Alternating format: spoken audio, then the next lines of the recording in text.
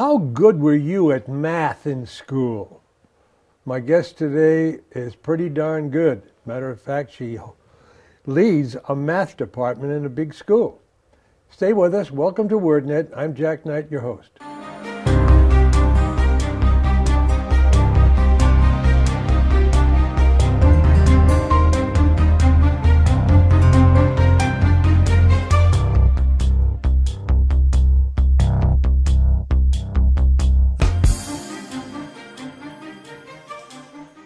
For a long time, I have been a supporter, a rooter for nurses and teachers. Teachers especially, because they're, looking over your kids and helping them to get along in life. But when it came to math, I guess they were looking out for me, but I wasn't looking out for them. My guest today is Brittany Reeser. She is a math teacher, now is director of a math department for a charter school, and I'm glad to see you today. Thank you so much for having me. You don't look like that Miss Crabtree, from Little Rascals. What got you on the track to math?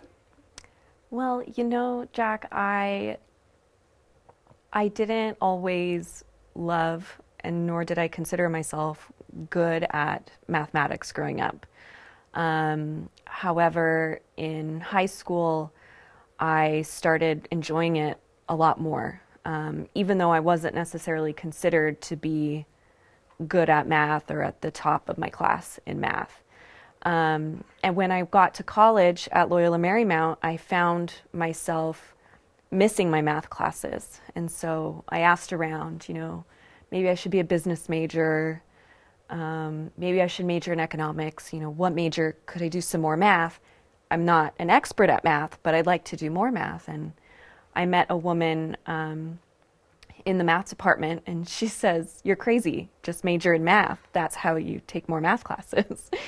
And I said, "Yes, but I'm not that good at it." And she says, "You're here. That's good enough. Let's figure it out." And so that's how I started my journey, and I realized that, people aren't born with the ability or inability to do mathematics, but it's about the work that you put into it and the guidance that you have. Your preparation for college was with a charter school? My preparation for...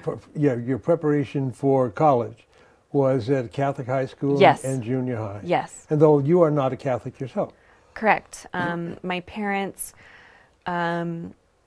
the non-denominational school that I attended until 6th grade, it ended in 6th grade. And so my parents, needed to find another option for me. And there are lots of private schools in the Pasadena, La Cañada area. And, my mom remembers touring the schools and arriving at Mayfield and just having this immediate feeling of family and love that she didn't feel at the other schools. And so I was raised going to Presbyterian church, but my mother immediately felt drawn to the school, Mayfield Junior School of the Holy Child Jesus. And so that's where really everything started. And Mayfield Junior School goes until 8th grade. At Mayfield Junior School, I learned an immense amount about Catholicism and the difference between Protestant and Catholicism. And then after 8th grade, junior school ends, and I was able to apply to Mayfield Senior School, which is all girls 9 through 12, also School of the Holy Child. And there wasn't much decision that needed to be made. That's definitely where I wanted to go and where my family felt already a part of the Holy Child family. When it came to choosing Loyola, what was your deciding point? I think it's interesting you asked that question, because I think I ended up making a similar decision that my mom had made for me when I went into the 7th grade, where I toured a bunch of different universities and they all seemed fine. But I got to Loyola Marymount University and I felt like it was a home, and it was this community of joy and peace and compassion. And I think ultimately, you know, I'm there for an education, but this is also the place where I'm going to live for the next 4 years. And that part of education to me is very important. It's the community and the compassion that you feel from everybody in the community. So now you got the decision to, what am I going to do with my degree? I'm going to finish college. What sent you toward the teaching area? So when I decided to major in math, that's a question that buzzes around the department a lot. What are you going to do with your math degree? A lot of people go on to major in economics. A lot of people go on to get degrees requiring, or to go into a career requiring a high level of mathematics knowledge. But I felt that what I loved about the math department was, again, this community of everybody who was problem solving and working together on things that were really hard. And I wanted to continue doing that. I remember telling my advisor, I want a job where I can talk about math as much as I talk about math here. And really the answer to that was education. When you finish school, now you're going to be a teacher. You made that decision. And what was your goal? Your idea was, I want to teach at a place like this. Yeah. What was that? I really had no idea. You know, I had spent my entire childhood going to private schools, and now I was a credentialed by the state teacher, and I guess I had just made the decision that I was going to work in a public school. I don't remember making that decision. That's just what I ended up doing. And honestly, I didn't know what I was looking for. I really wanted to do math, and I loved doing math, but I didn't know what I was looking for. I ended up interviewing at a small charter school. I interviewed at many charter schools, but one in particular stood out. I just felt comfortable there.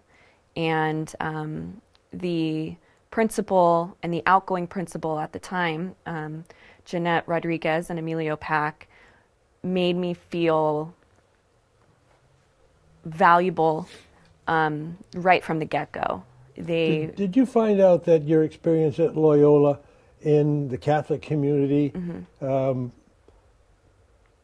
stimulated your interest in being the teacher that you have become? Not just a teacher of math, but a person who is overextended? Yes, I truly believe that, and I think I learned this as I gained more experience in teaching. I learned that it wasn't just about the math, it was about educating the whole child. It was about serving the community in a way that values every person. And that became more important to me than the math itself. And I connect that to my Holy Child education. Were you involved in any extracurricular activities? In school? In school. I was involved in actually theater tech. We ran, I was a stage manager. I dabbled in all kinds of things. I took a media course. I didn't really have one thing that I gravitated towards. Well, I found out, being an actor, that acting is something that teachers do a lot. That's true. So, that's true. You've been highly recognized as an outstanding teacher in a reasonably short time of teaching, what, 10, 12 years? 10 years. It's amazing. What is the most rewarding thing about your job? I think when my students come back to visit me, I think that's the most rewarding.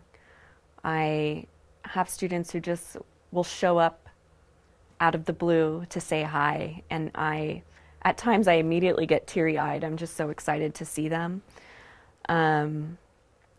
I had a student who nominated me for an award at his university for secondary educators, and that And as a result, I was invited to his graduation from Williams College, and that was an incredibly humbling experience. I was honored to just be there to see him fulfill his goals, and to be a part of that. I think that was definitely the most rewarding experience. So that award, and it's a mouthful, was the George Olmsted Jr. Class of 1924 Prize for Excellence in Secondary School Teaching Yes. at Williams College in Massachusetts. Yes. So you've been recognized as the 2014 Heart Vision Teacher of the Year Award. What is it, you know, you're up there, you're accepting a plaque, a trophy, or whatever. What kind of feeling do you have when you're there?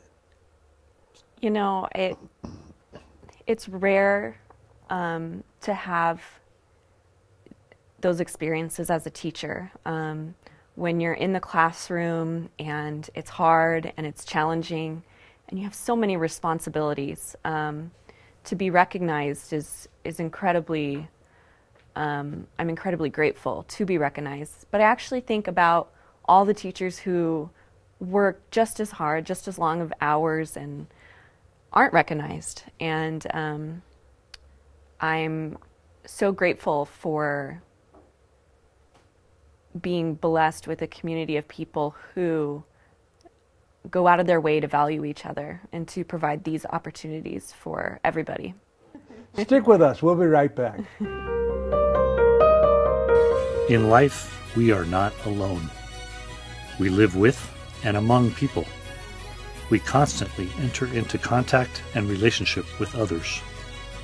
Some of these relationships are very formal and superficial, but some are very deep and intimate. How do relationships work? We can all easily relate with those relationships that have been wounded, which are sometimes even bleeding. Father Martin Padovani, SVD, has written a book called Healing Wounded Relationships. It is the result of his many years of work as a marriage counselor. He deals with some of the very simple but pertinent topics like communications, listening, intimacy, forgiveness, reconciliation, and dealing with anxiety and fear. And of course, a very practical question: how do you make a marriage work? You will surely be enriched by this book. You should get it for yourself, or maybe get a copy for a relative or a friend. Be blessed by this book and improve your relationships.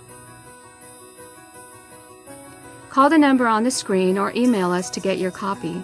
You can also place your order by visiting our website. Do it today. Thanks for rejoining us. We're here with my guest, Brittany Reeser, math teacher extraordinaire, and for the last few years, director of mathematics at STEM, S-T-E-M Prep.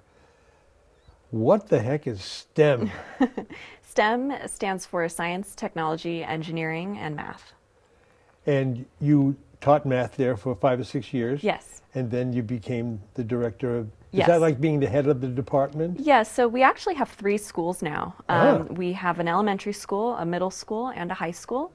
And so what I do is I support all of the math teachers at those schools. I observe them, give them feedback, help them understand the curriculum better.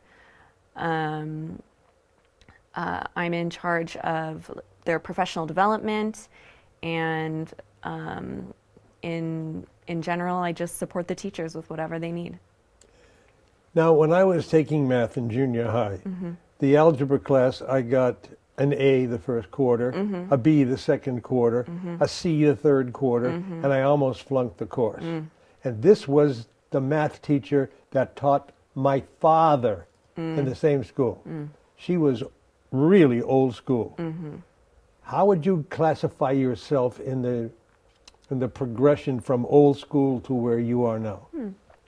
Well, education changes a lot, especially in public education, different policy requires you to teach under different standards of learning, and you have to grow with the changes because we're learning about how children learn every day.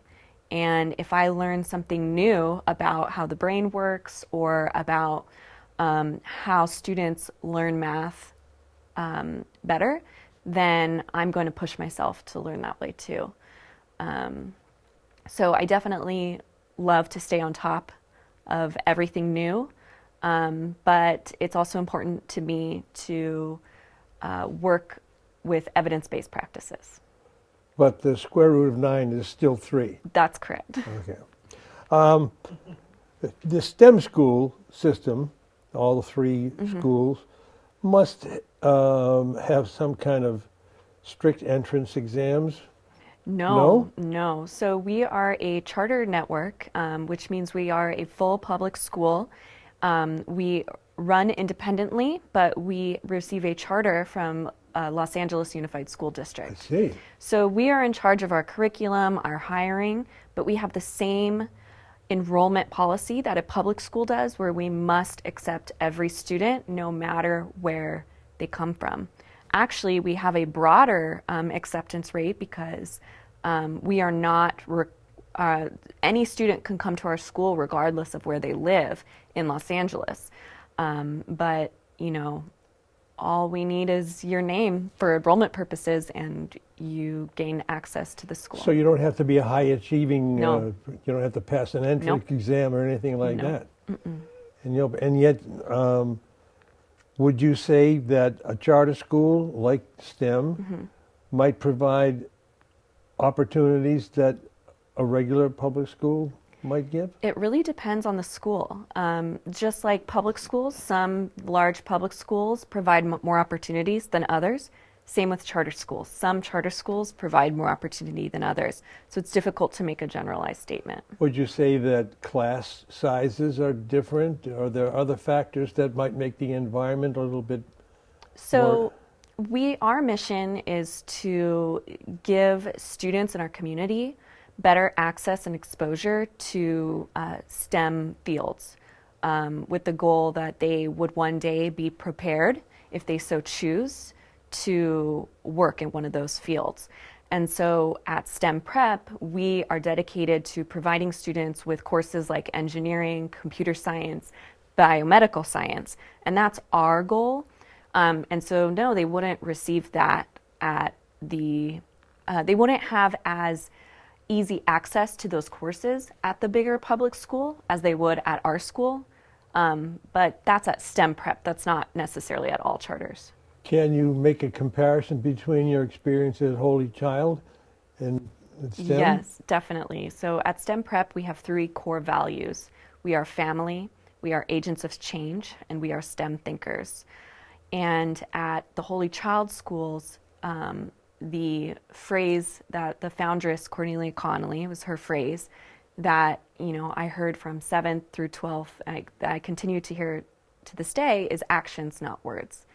And I think that the community of love and joy at the Holy Child schools is directly in our STEM Prep core values of we are family.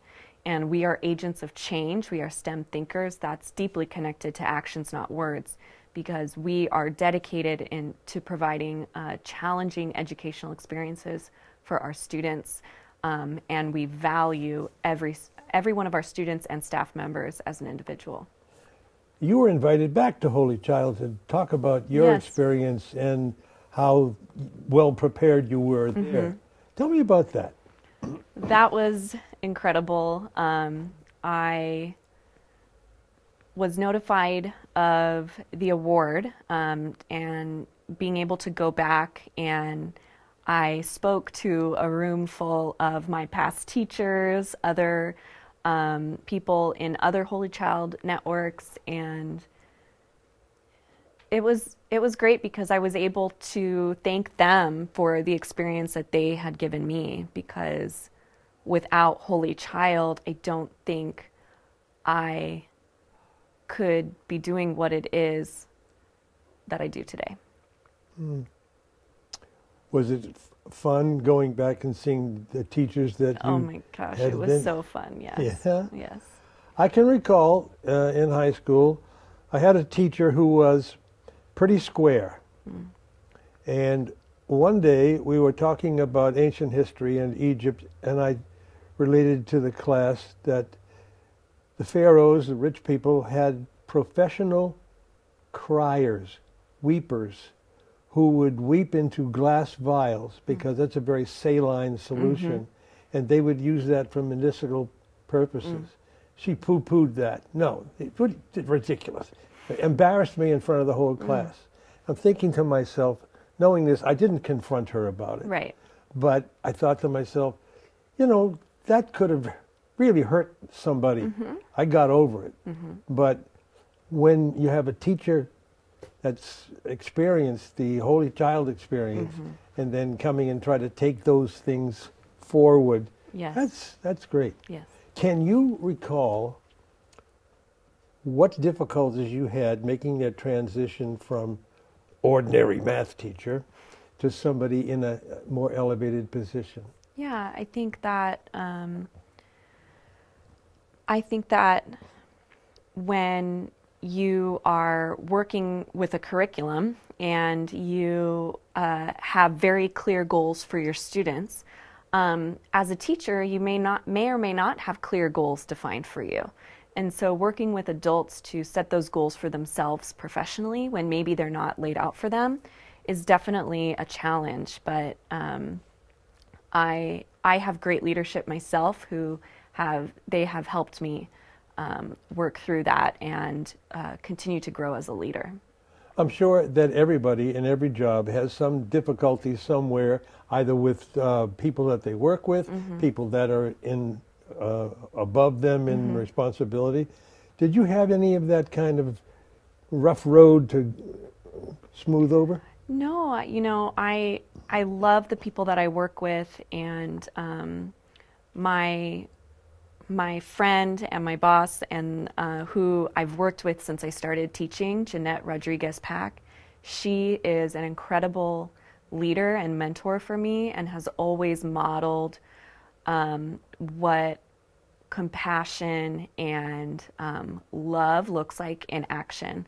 And that always means to work with somebody to meet a shared goal. And if you have a shared goal, you can always work past challenges because at the end of the day, you're working for the same thing. Let's talk about some of the things you do outside the classroom. Okay. You're directing this department, but as a teacher, I know from reading your history, that you spent an awful lot of time with people outside of class. Yeah. What things were you doing? You know, at our school, we had an entire culture of teachers who would do that, and I was so happy to be part of that. We would provide tutoring for students until 5 or 6 p.m. at night on the weekends. We would come in early, open the school early for students. Our students are up against a lot, and when we're trying to prepare our students for careers in STEM, there are a lot of hurdles that young people need to jump over in order to have access to those opportunities, like AP exams, SATs, ACTs. And a lot of the times those standardized tests aren't completely reflective. The results aren't reflective of who that child is as a person. And so we would spend the extra time to ensure that those tests did reflect their true potential. Do you remember a student or a couple of students that you personally felt what I did over and above to help them paid off? Yes, you know, I think it's hard for me to say it's just me, because I work with an incredible team, and it really does take a village to raise and provide a child with a quality education, especially a child who doesn't have access to all of the resources that maybe a student living in privilege would have access to. And so I think I would probably say that the class that I'm most proud of is the class where I started at STEM Prep when we first opened, and I was their teacher for at least 3, some of them 4 years in a row. And I think the bond that we were able to form, I'm most proud of that. And seeing what they're able to accomplish when they come back to visit me, I feel like I'm so lucky to have been a part of that. There's a phrase, old lady school teacher. Mm-hmm. You have a child. Mm-hmm. Your husband is busy Mm-hmm. as well. Mm-hmm. And you're looking forward to another step maybe sometime? What do you mean? Well, now you're head of the math department. Right. Someplace else on a university level maybe? Oh, that's an interesting question. I think for right now, this is where I want to be, and I can see myself learning and growing in my current position. That's terrific. And so I'm looking forward to what's next. That's great. I want to thank you very much for being here. Thank you so much for having me. You cleared up a misconception that I had about. So let's pray and say, thank you, Jesus, for allowing us to be together today. Thank you for joining us. Come back again.